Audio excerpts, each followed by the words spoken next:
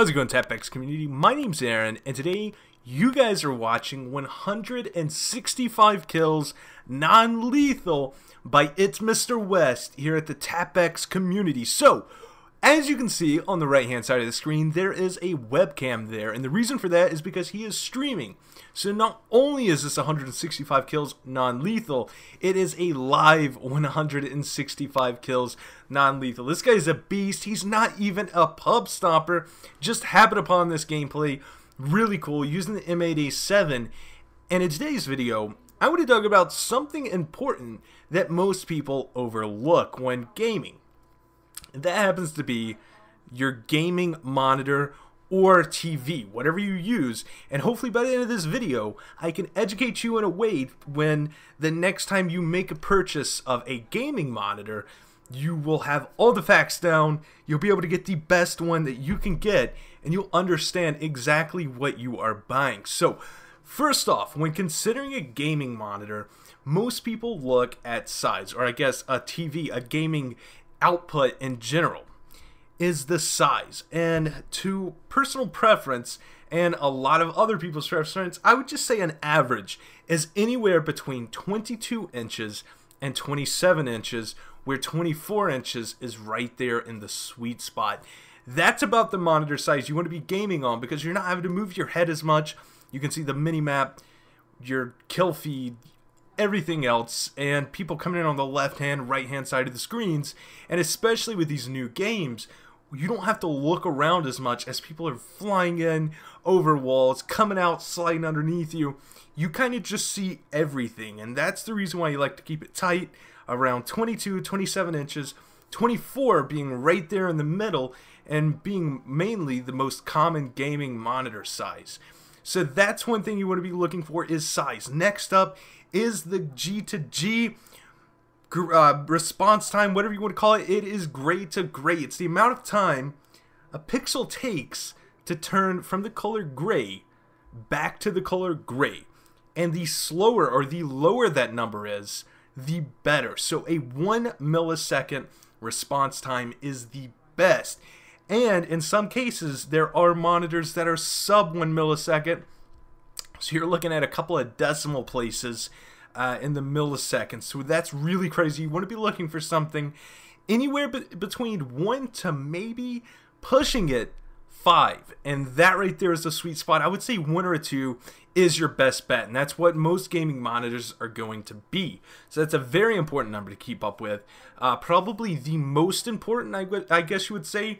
And keeping that number at that sweet spot means that your screen can refresh fast enough to be able to keep up with changing stuff. So as people are jumping into the screen, you don't really have an input delay. There's no lag there. You're able to see that person, and whenever you move over, your entire screen isn't blurry as you're trying to look to your left or the right. That way, whenever you have your sensitivity cranked all the way up, you're not missing a beat.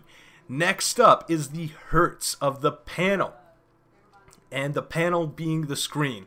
So hertz is very important. The higher the number, the better. It's different from G to G, or refresh rate. So an average gaming monitor, especially for console gaming, is going to be right around 60 hertz. That's going to be able to let you play at 60 frames per second. But the higher up in gaming monitors you go, you'll start noticing like 120 or 240, and there's really nothing past 240. But as a good number, whether you're going to be doing console gaming or PC gaming, and especially if you're going to put this much of an investment into a monitor, I would say 120 is right at the sweet spot again, right there in the middle.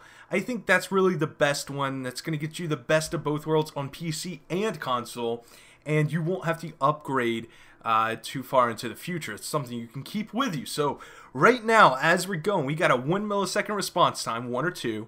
We got about a 24-inch screen, and we have a 120 hertz monitor, or a panel. Next up is the type of panel. We're going to be looking at TN and IPS displays. IPS is by far the most beautiful, great viewing angles, but not so much of a gaming monitor. Whenever you see the word IPS, you kind of want to back away if you're looking forward to this. You're looking for it to be a gaming monitor, because usually with IPS, you have a lower refresh rate or a lower G to G. So you'll be looking at, or a higher, I guess you would say, you're looking at a 7 to a 10 maybe on an IPS display. Also, the hertz that the monitor can refresh at or use is usually below 60, which is not that good, or it's right there at the 60 mark, which is kind of okay, but still you're sacrificing your refresh rate or the G to G. So it's kind of a trade-off there. But TN panels are your best bet. No, they have the worst viewing angles. People are not going to be crowded around you, but at 24 inches, you don't need anyone to be crowding around you. You're going to be right there in front of the display so you can see everything. So having that is a good thing. So a TN panel is pretty good. I use a TN panel, and from all these specs below, it's kind of what I'm using right now. And I would say, as a general overview, most people that game use these numbers too. I mean, there's tons of other numbers we could be talking about, like DPI, dots per inch. The higher that number is, like if you've got 200 or so dots per inch, you're getting into a better resolution, so above 1080p. But most of the time, especially with console gaming, you want a 1920 by 1080 display. That'll be fine. Anything higher is going to have to scale, and it's really going to be like 1080p, but it's going to have a little bit smoother edges.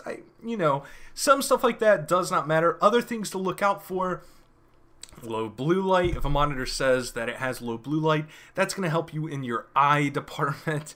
Your eyes, they'll thank you for that. Really, your eyes will thank you. So with all this information said, I guess the most accurate price for this is anywhere in the $200 to $500 range. So if you're going out, you're going to get yourself a monitor. Yes, you're going to spend some money there. I know I left some stuff out, like HDMI out, but you're going to be spending some money there, and it's just an investment if you want to take your game up to the next level, to play like the pros. Hope you guys enjoyed this video. Great gameplay, Mr. West. My name's Aaron. Peace.